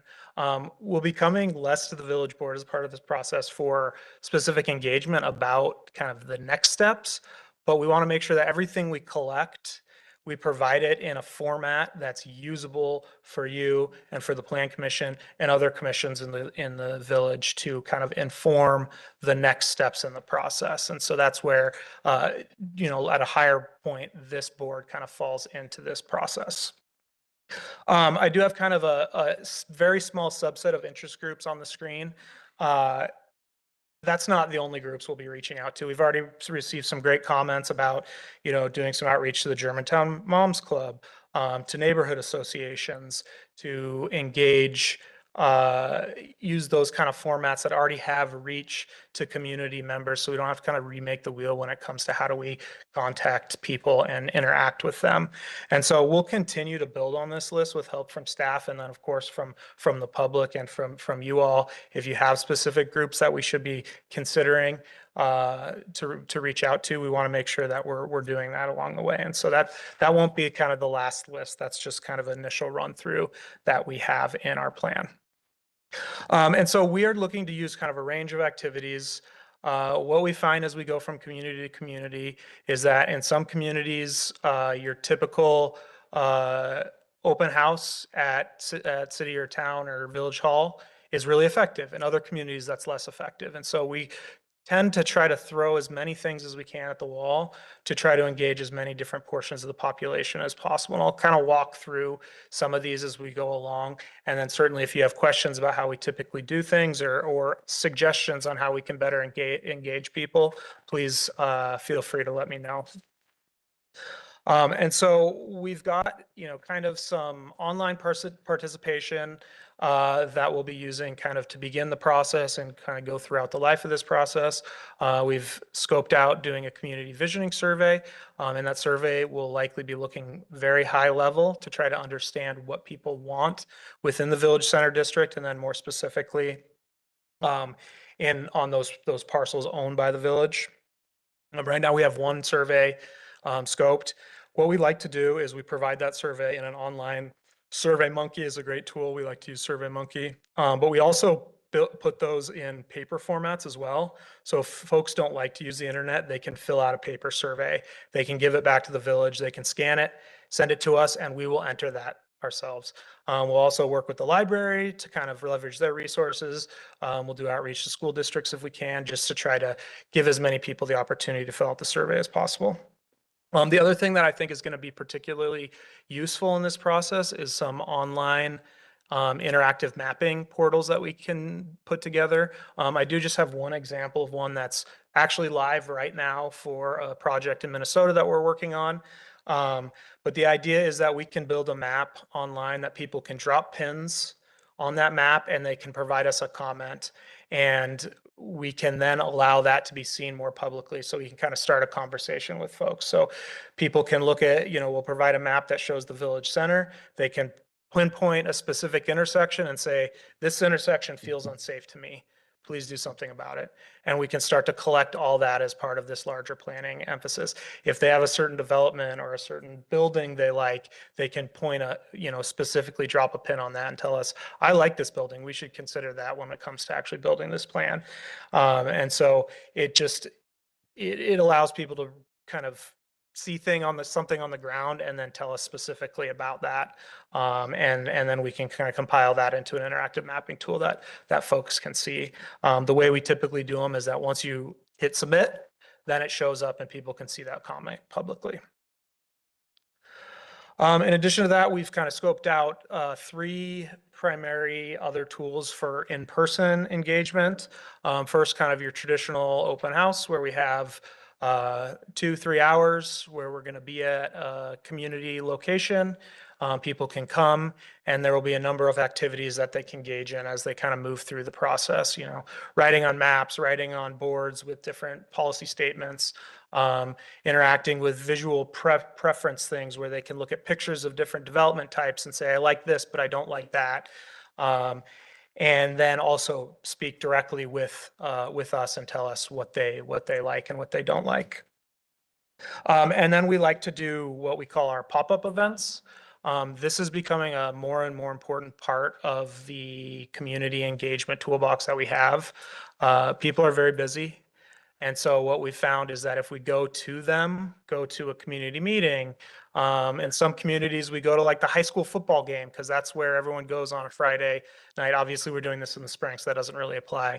Or a festival or the fair or some, any type of community event, and set up a table and ask people for, 2, 3, 4, 5 minutes of their time as they kind of pass through, rather than asking them to carve out an hour of their night to come specifically to us. And this is where we start to see a lot of success, because we're going to where people are rather than asking them to come to us. Right now we have 2 pop-up events included in our scope, and we can talk a little bit more about that here at the end. And then we also have focus groups where we sit down with kind of different small groups and do a very pointed discussion with them about businesses, what are your business needs, or community organizations.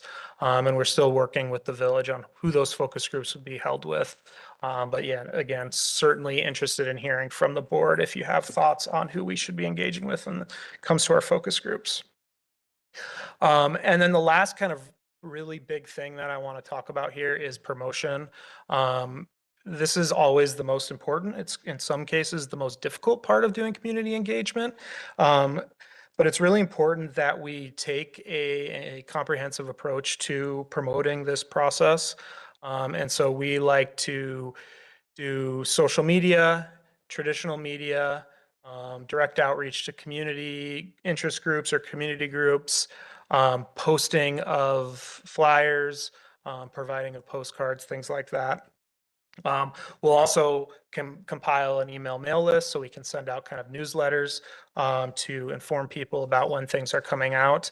And then we'll have a project website that'll be dedicated just to this engagement effort. And that's where we'll host all of our materials. That's where we'll put links for surveys and links for the interactive map. We'll post event notifications of upcoming opportunities to engage with us. We'll post summaries of engagement events on that website, and so kind of serve as that one-stop shop. People will be able to go there, drop in their contact information, and be added to that mailing list, so then we can provide them information as we move along.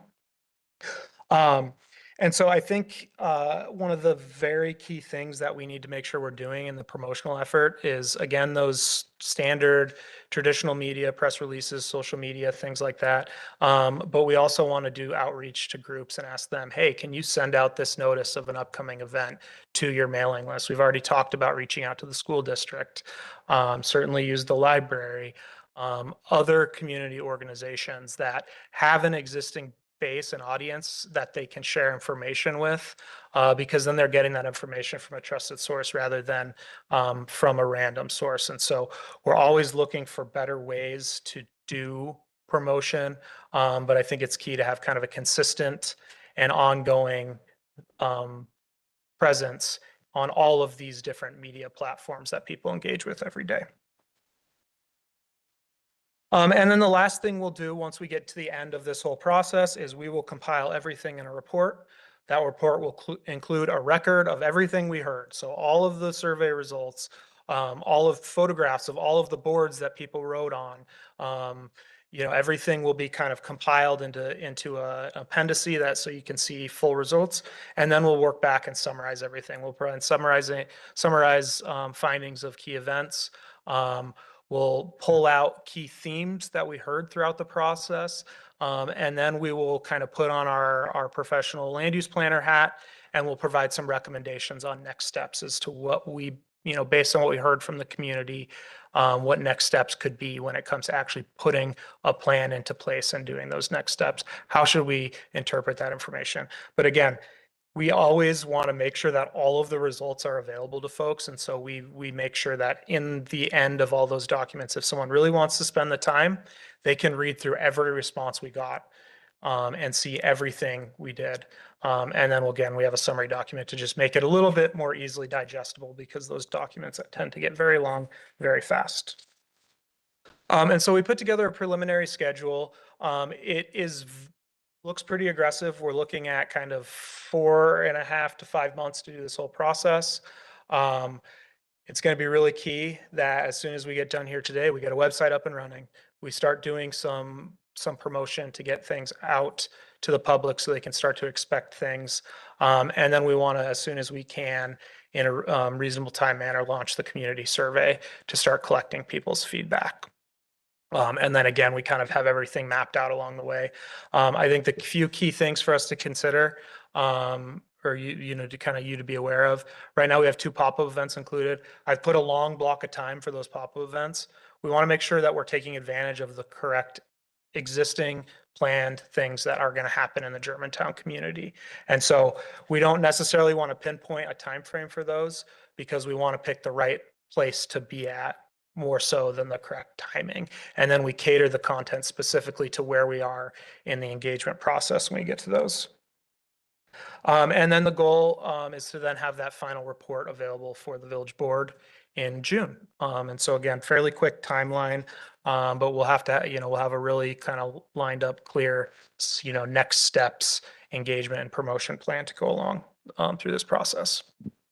So just to summarize everything, we have the base services that I went through. We'll create our web page. We'll do all the promotional material development. We'll have one community survey, an online input mat, one community open house, 2 focus groups, and 2 pop-up events, as well as that final reporting. What we've done is working with staff, identified kind of a handful of other things that we can tack on to this process if we feel like we need a second survey or we need to be out in the community more often. And so we kind of have that list on the right-hand side of the screen. We don't need to decide on this today. If we find out 2 months down the road that, hey, we need something else, we can do it then. And so that's very open-ended with the way that we've structured it with staff. But we did want to have the ability to add on additional things in case we needed it, because we want to make sure we're doing as good a job as we can. And so that will kind of conclude everything I have. I know we have some public comments, but happy to answer any questions that anyone might have. Yeah, Mitch, I got a couple questions and thank you for doing this, but I'm going to focus on, you quote, heard from the community. I've only been doing this since April, so I'm a newbie here. Sure. But I've learned very quickly on my 12 years on the school board that there's so much apathy in our community. People don't care until they care.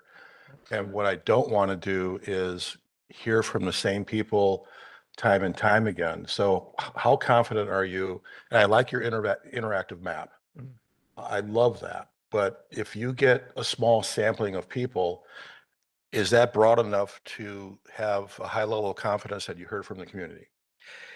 If it's a very small sample of people, I would say, no, I don't think we've done our job to hear from a larger group of the community.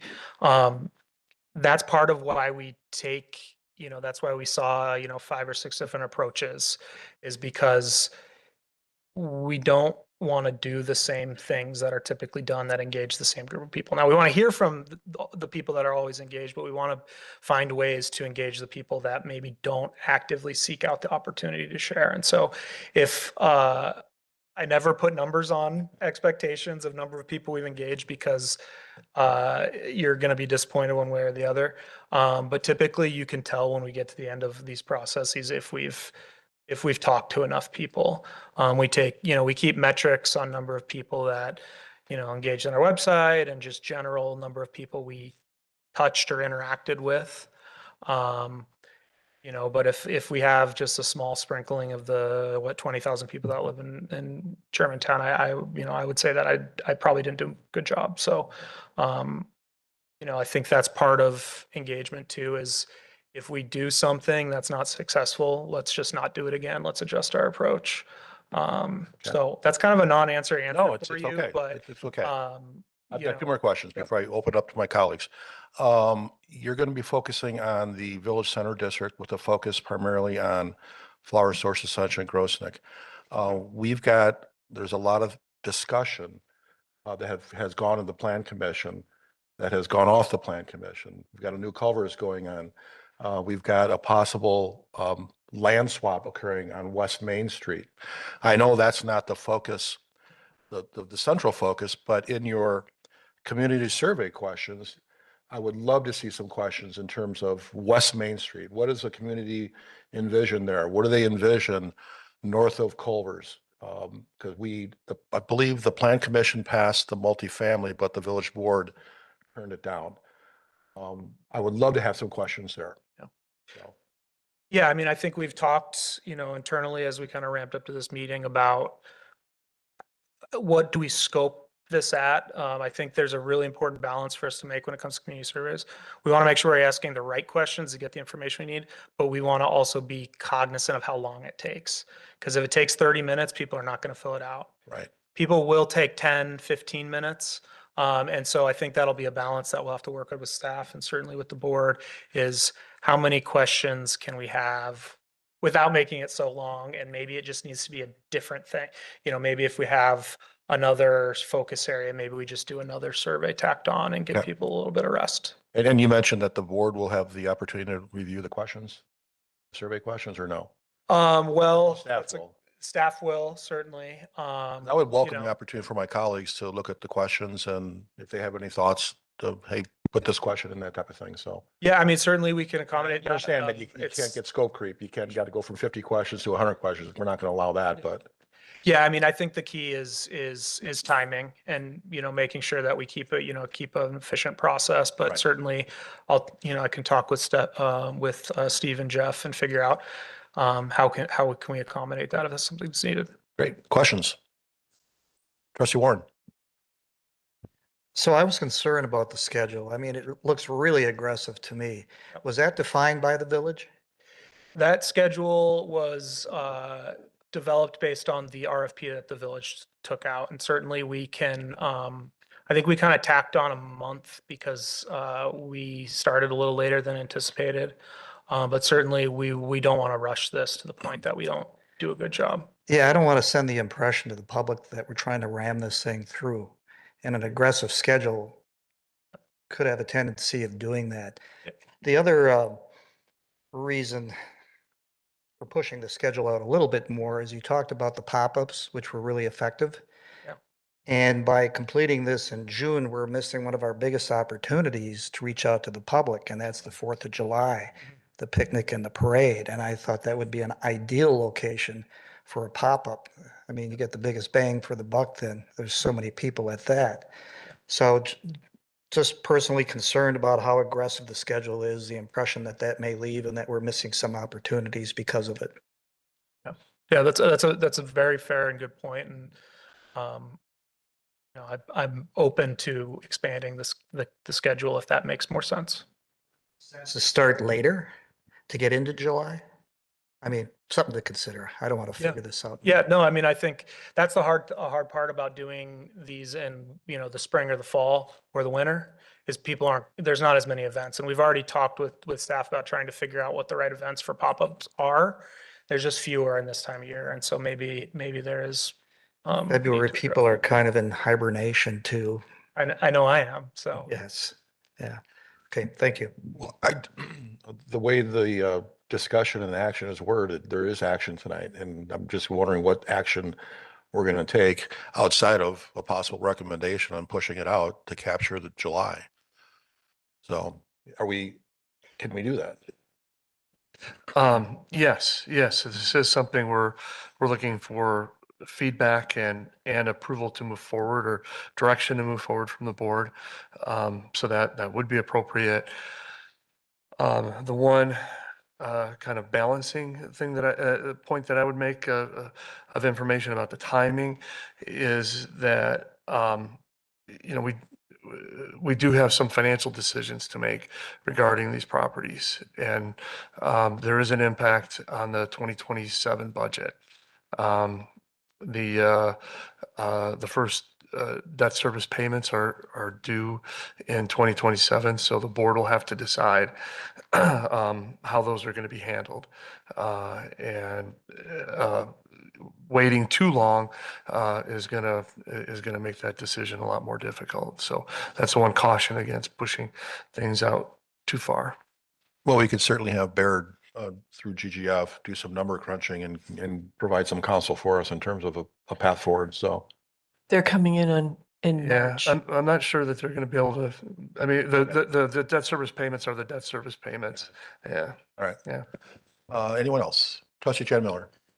Yes, Baird will be coming in to GGF in March with information on debt service.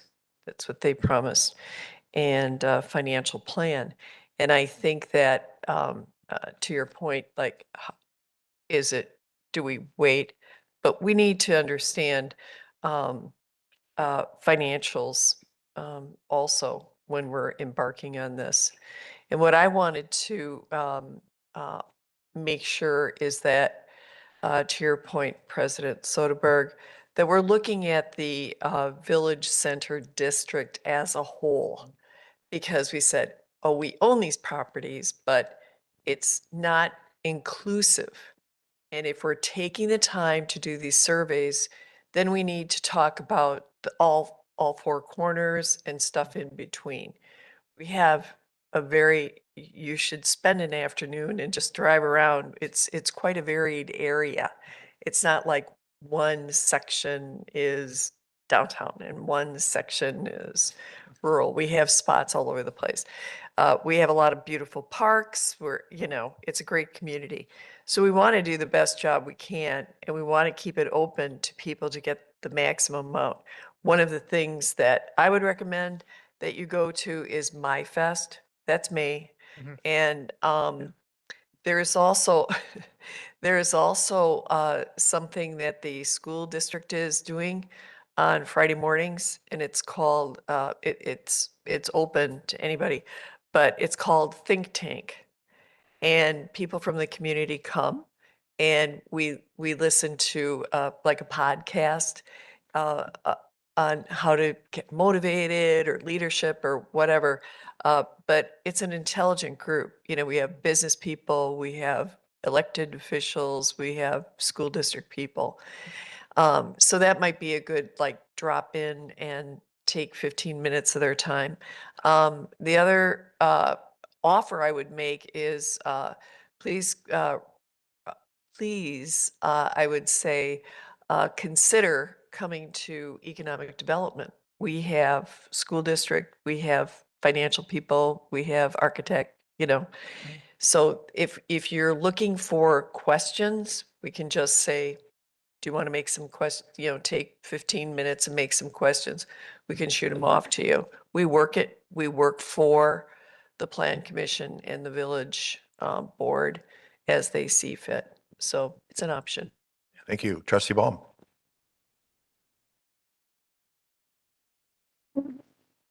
Your online system, one of the concerns that I've seen from other people is same person goes out there 30 times, just clicks and clicks and clicks. And now we have 30 people who've said the exact same thing. Does your system have a way to overcome that? There's a number of things we can do that. Surveys, we can set them up that you can do one response per device. And so certainly someone could do it on their phone and then again on their iPad and then their computer, but it does limit, that duplication. With some of the mapping things, what we typically like to do is ask people for their name and email. We hide that information because we don't want it out there publicly because, but we do ask for that. And so if we start to see 100 responses from the same person, then maybe we need to, think about contacting that person, just have a conversation about what they're looking to accomplish. And so there's protections we can put in ways that we can kind of check things to make sure we're kind of getting a wider swath of the community. So I enjoy the last time we did this for the 2050 plan. I enjoyed seeing people talk about all the different areas. And I didn't care that the same person popped up in 12 different areas. That was great because you got input from all of them. It's the one person who just lands on that spot and just says, no, no, no, no, no. So that's what I'm looking to address. You had said, I'm not sure how you phrased it, but we will feel that we got enough responses. How do we feel that we have enough input? It is a very big concern amongst people that on the last times we've gone through this, we didn't get enough. Okay, so you're going through and you've got various different things we can do. You're not going to give me a number. Your words were, you'll feel it's enough. Yeah. How am I going to feel that it's enough? Well, that's a hard question. I guess I didn't phrase that all that well, did I? It's like I said, it's always really hard to say what enough is gonna be. But I think we can tell by, with surveying, sometimes we like to ask some high level demographic questions. We can kind of compare some of those demographic questions with the overall demographics of the community. And if there's drastically different demographics in the people who have filled out the survey, say age or location or whatever, relative to the community as whole, that would be an indication that we didn't do enough to get a kind of representative sample of the community. And so there's ways that you can tell whether or not we're doing a great or getting enough people, but it's really hard to put a pinpoint on exactly what that is going to be. You will have the feeling. We Possibly, I can guess. rely on you and you will say, yes, we've got a good consensus here. We got a good amount of people. I will, if we've engaged enough people, we'll be able to show what those metrics are to kind of indicate that we've engaged enough people in the process. Okay, so we can rely on you to say you've got enough people, because I believe that somebody out here is going to say, you still don't have enough people. So we're going to rely on you to say, yes, you have enough. So, one more question. In your analyses, will you come back to some of the comments and say that's not viable? If I wanted to put a bus station in this part of the village, you would come in and say, no, putting a bus station here is not viable because you don't have any buses. I think as a part of those recommendations we make at the end, it's important to put them in the realistic, the realistic circumstances that the village faces. And so if someone's asking for a light rail station, I think we can conclude that, we're not going to see a light rail station in Germantown. And so we can put some kind of realistic guardrails on what does a comprehensive plan say? What are the real financial implications of some of these decisions? And to help use those to kind of inform some of those recommendations. Beyond that, there's going to need to be a planning process that occurs, kind of taking some of this framework and putting it into a fully thought out master plan for the village district. And so we're not going to be able to say for certain on all of the requests that people have, whether or not they're doable or not, but we will be able to kind of frame them within the realistic circumstances the village is under. Okay, and that master plan concept is not included. This is an engagement process. This is just, We're collecting feedback Yes. from the you're community. not doing the master plan. We're not writing a plan. Okay, because what I saw online was, well, it'd be nice to see a picture of what you're thinking about. I can't respond to anything until I have a picture. Show me a picture of what you're talking about. So that picture isn't going to come. You're gathering the data. We're gathering the data. We will use graphics and pictures to illustrate points or to help people understand when we talk about a certain type of land use, what does that look like? What does that feel like? Give people an example, but we will not be drawing that picture for specifically for Germantown Okay. as a part of this process. Thank you. Further questions, trustee Warren? So kind of to that point, so maybe you clarified this for me. You talked about you're basically collecting information. So my question was going to be, is there any consensus building on your end? And I know that's a fine line there as far as swaying. I don't know if that's the right word, but eliminating obvious things that aren't reality, but that can be a fine line too. My frustration is after years and years of public information meetings for the DOT and that you come out of those things wondering, everybody wants something and you really don't have a consensus or a target in that. And I kind of saw that on the last effort that we did. It's like, well, that was fun, but what do we do with all of this? So I just don't want to, I'm anxious that that might happen again here because I know our population here, everybody's got a good opinion on what it should be, but to try to shake that all out into some direction, you've got good experience doing that or working with this? Yeah, I mean, I think that's a really apt question and something we should be thinking about. We're not going to try to convince people one way or another. That's not what we've been asked to do. But I think it wouldn't be responsible for us if we just said, you can do anything. I think part of any engagement process is also some education to come along. And so, this plan needs to function within the framework and the guidelines that the comprehensive plan has set out. Now, it doesn't mean that comp plan is untouchable and can't be changed, but it does mean that there's certain things identified within that plan that should kind of guide the development of this plan. And if we're not telling people what that plan says, to kind of put some gray guardrails or some framework into what options there are, then I think we're kind of overpromising. And so we certainly want to hear everything that people have to say, but we also want to share information and say, here's what the comp plan says. This plan needs to be consistent with the plan that will come from this needs to be consistent with what's been identified in the comprehensive plan. And so we're going to be looking for feedback to some extent within what that plan has identified for the Village Center District. Further questions? Okay. Trustee Jan Miller. Just so I'm clear, so we gather all this information and what you're saying is you're just giving us all the information that you collected from the residents, from people that participated in whatever pop-up or whatever survey that they do. And when we get it, what can we do with it? Can we take it back to you? Can you utilize it to actually create a plan? I mean, I'm all about making plans. Yeah. So I like gathering information to extrapolate what we should be doing. Yeah. But Yeah, I mean, I think, we're not tasked with writing the plan right now.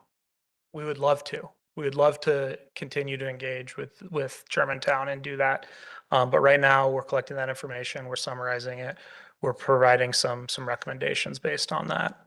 The next step would be then identify who's going to work on that plan. And again, I would love to do that, but that's not part of what I've been tasked to do as a part of this project. Trustee Baum. In your past experiences, is it common for you to collect all this data and then give it to a developer who's interested in this location and they would come in with a master plan for this segment and another developer would come in with a master plan for that segment that would then go through another process? Typically, we would collect this information for a village-led planning process to come. Yeah. And then our village planner works with it. Here's the criteria that we have that Yes. fit this area. Mr. Developer, you need to work with this. You need to come in with something that matches this. Yep. 'Cause Yeah, we've but listened to our residents and that's what we want. And yes, so David, I know, Jeff, I forgot what you called it. You did some type of RFP that we could put together based on what others had done, based on the data collected. We could push that out in terms of this is what the surveying and the data, what the community wants in this area. Now, we're going to do something about it. Right. The intention is that with respect to the 3 parcels that the village owns, that the recommendations would be of a level of detail that could then be used to establish parameters to turn over to developers through an RFP to say, for the Gross Neck property, these are the parameters we're looking for a development proposal. And hopefully we get 20 proposals and we pick the one that we love the best and we hopefully run with that. And Thank you. Further questions? So I think based on Trustee Warren, your comment about possibly engaging in the 4th of July activities, we have to make a decision in terms of, do we do that or not? I don't think we need to solve that right now. But I want to get more feedback from staff in terms of the financial implications that could impact the budget Right. before we make that discussion, before we have that conversation. So And if that's okay. how would that affect SRF scope? if we don't add other events or other travel or whatever, it wouldn't change our scope. So if we just want to push things back, we can accommodate that. If we want to add additional trips out here, additional pop-up, additional surveys, that's where those add-on items come into play. So instead of February to June, maybe it's March to July. That wouldn't affect your scope. That would be perfectly acceptable for us. Okay. If you were to do My Fest, which may have been planned, and we want to do 4th of July instead, will you just drop one pop-up for the other? Or do you want to do both? Then they start rolling up numbers. See what the fee is, to see what the. Seems like it's a good way to collect information. You go out to them So I would like to see both of them, but anyway. And we can manage that through the plan commission with ultimate approval from the village board. So, Yeah. cool. Well, thank you very much. Thank you. Appreciate it. Moving on to item D, broadcast recording of meetings of village boards, committees, and commissions. Minister Kruklo. This was an item that was added to the agenda at the request of trustees Jan Miller and trustee Borst. You may recall that last year, the board took action to add some additional meetings to our broadcast schedule. Historically, we have broadcast on Channel 25 and YouTube and WebEx, the village board meeting, plan commission meeting, and then the 3 standing committees. We added to that the Tourism Commission, the Park and Rec Commission, and the Economic Development Commission. The request, as I understand it, from trustees Miller and Borst is to add the Utility Advisory Commission to that list of broadcast. Yeah, and I attended my first UAV committee meeting, and I would just want to acknowledge trustee Warren for putting on a great meeting. I learned a lot. But you know, there's a lot of dollars involved. I'm not stuck. And I do have a reel-to-reel projector, by the way, at home. There's a lot of dollars involved in that meeting, where there's discussion, no action taken about possibly increasing or looking at water and sewage rates to include costs associated with purchasing land, a lift station, number 6, et cetera. So yeah, I think it's great that it would be nice if that would have been out there for people to, one, see a recording, but also to tune in live. So so I applaud the 2 trustees for doing this. So I'll entertain a motion. Trustee Baum. Yeah. Any other meetings that we want to include in this? We don't have to bring it back again. Is this it? Well, I'm looking at on page 118 of the deck, the new recordings. Let's record all meetings. Those are for all the meetings. Okay. So that would be an additional $3,300 if we did all the meetings. I don't think your motion is asking for that. But I agree with trustee Baum that this is an opportunity for us to identify the ones that, okay, we need to have these. Right, right. That was the idea. And what happened from the last fall to now, and you can correct me if I'm wrong, but the request was to have Brenton do most of the recording. And what has actually happened is there's been a learning and a training for the admin to come in, and that's the person taking the minutes, the notes, and they set up the recording equipment right now. So it really isn't another person coming in, it's the person that is actually on the dais that's setting up the equipment for the recording.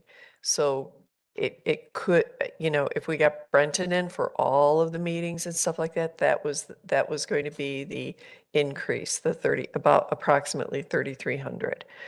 But now most of the administrators are handling the recording. So You saw how well that worked tonight. So my question is, are we doing? it's the Public Works? equipment, actually. Public Works? Okay, so they're on this list times 18 hours. So on slide 118 of the list of all the committees and commissions, we've got the UAC that we aren't recording. I think that was original ask. Yes. But are there any other meetings on this list, to trustee Baum's point, so we don't have to revisit this again? We want to add trustee. I think one on the list or off the list is obvious, but committee of the whole, that's not on the list, is it? It is. That's true, but we do broadcast those. Yeah. Yeah. And that, I know we broadcast them, but it's not on the list. it should be on the list because Be on we the do. list. Yeah, yeah. Yes. But I mean, things like Historic Preservation Commission, we usually meet in the conference room. That's going to be very difficult if we say just broad brush, everything gets recorded. Library Board, Senior Advisory, you can't do that. No, I know and they're great questions, great Park and Rec questions. meeting here? Yes, Yeah. Do we do Yes. Park and Rec? Yes. we are doing Park and We are Rec. doing. Yeah, okay. but it just got added, right? Okay. So, so the ones, I qualify this, the ones that would meet in the big village boardroom here in this hall is the recordable room. So the senior advisory, that's at the senior center, libraries at the library, that's not going to be included unless they get their own systems, right? But I think, what did you say, Kristen? What was the one that, tourism? Tourism deals with a lot of monies and that's held here. So that, It's not the village money, it's the taxes that are collected from the hotels and the motels in the community, so. Well, We have been recording. We have been. we have We been have been recording. doing tourism. We record it. Yeah. Oh, yeah. right. So make sure it stays. And on I know the- we see the joint review board here, and I don't know if we record those, but It trust me. should be. We'll It should be. record those if there's any discussions relative to TIDS, so. Yes. So right now, we're looking at Utility Advisory Committee. Is there anything else that we should add? It's Library's not held here. not held here. Have it held here. We could. Yeah. It's a board meeting. Well, Control. you don't control where they hold their meetings. No, Library they're a board separate is a separate entity. Body altogether. You could ask them to have it here so we can record it. You could ask them, yes. Yes. We'll ask. So right now, we're looking at the UAC. We okay with that? Are you sure? We're already doing the tourism. We're already doing committee of the whole and joint review We're board doing Parks and Rec, so. and Parks and Rec Ethics. You know, and ethics. What about that? Thank you. Trustee Bell. you know, All, it's all. Right. That's why I'm having a problem with the word all. I would, well, just a couple of thoughts, and I think Utility Advisory Committee is one that we can add. I think I would hesitate just to say all meetings, or all meetings that are held in the village boardroom. Ethics Committee, for example, you know, I'm not sure how we would staff each one of those. There are some just meetings that occur, I don't want to say haphazardly, but there's a certain level of randomness to them and just trying to organize that. And then also making sure that with Ethics Committee, I don't know if they're more likely to go into closed session and then that complicates things a little bit. No. I would appreciate, I guess, from the board and from the viewers, just some patience and grace as we do this. There's, when the system is working, it works great. And, but there's a lot of little things that can happen. And, as, you know, was previously mentioned in the discussion, we've been doing this so that, you know, Brenton at some point might like to have a social life, as much as I think he enjoys, you know, being in on all of these meetings. We have 2 to 3 meetings every week. And that's a lot to ask one person to try to take on. Well, So if I could just finish, so the approach that we've taken is to ask, is to train the clerk staff, to train, you know, the administrative assistants in the fire department to do these, and they're able to do it and get it running. It can be very stressful for them.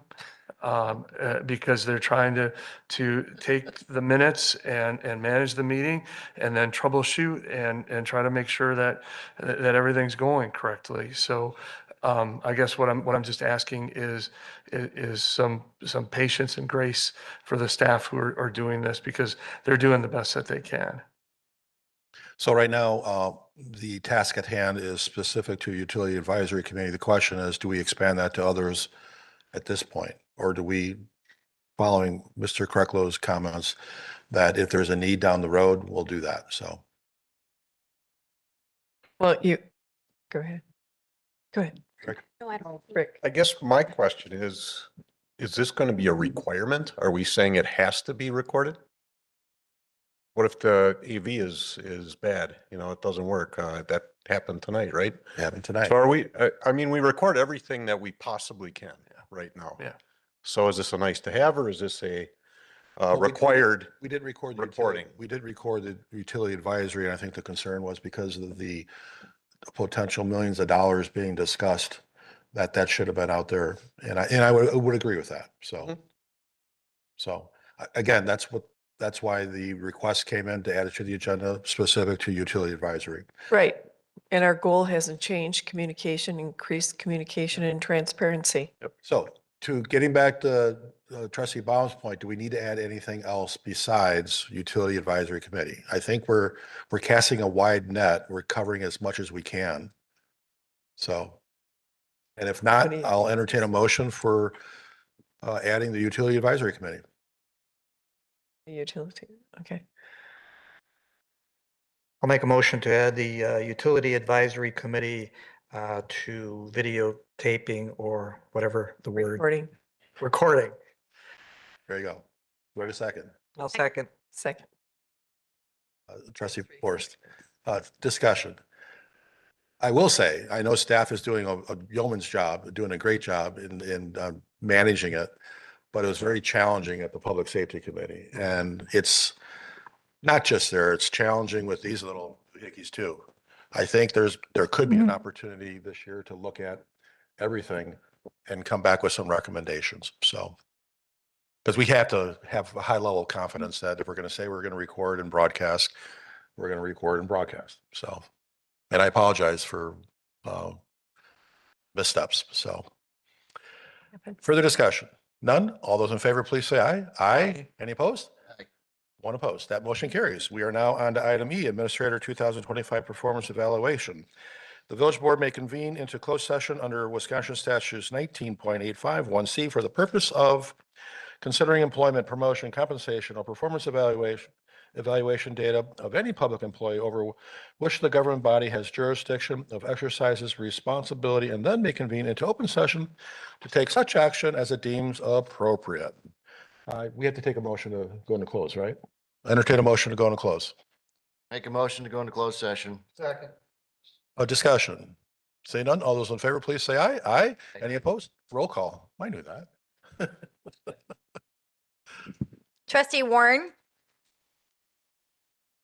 Trustee Ketz. Aye. Trustee Baum. Aye. Trustee Jan Miller. Aye. Trustee Borst. Aye. Trustee Rick Miller. Aye. Village President Soderberg. Aye. That motion carries. 9/11. Thank you for coming tonight. Please drive home safe.